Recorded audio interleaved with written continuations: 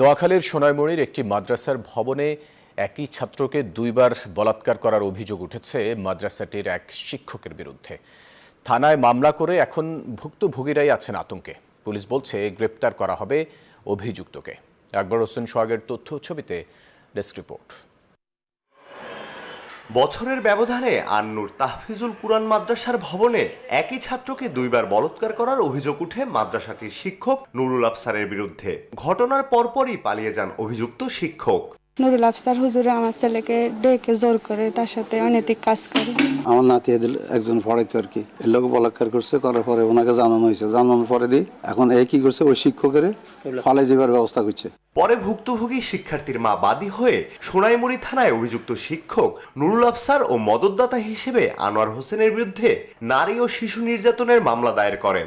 যদিও এখনো আসামিদের গ্রেফতার করতে পারেনি পুলিশ। বিশ্বমানের থার্মিক্স রড, সালাম স্টিল থার্মিক্স, দেশের একমাত্র থার্মিক্স রড। এলাকাবাসী হিসাবে আমরা এটার সুষ্ঠু বিচার চাই। প্রশাসন সবকিছুই করতেছি, কিন্তু এখনো সেই আসামিরা ধরানো হয় না। যে পাপ অপরাধটা করছে তাকে আপনার দৃষ্টান্তমূলক শাস্তি দেন।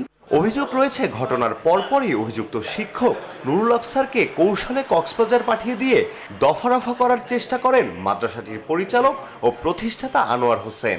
যদিও এ বিষয়ে আনোয়ার হোসেনের মুঠোফোনে বারবার যোগাযোগ করার চেষ্টা করা হলেও তাকে পাওয়া যায়নি।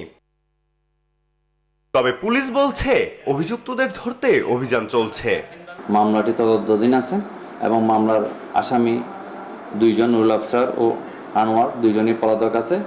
আসামিদের গ্রেপ্তার করার জন্য আমাদের পুলিশের পক্ষ থেকে জোর প্রচেষ্টা অব্যাহত আছে।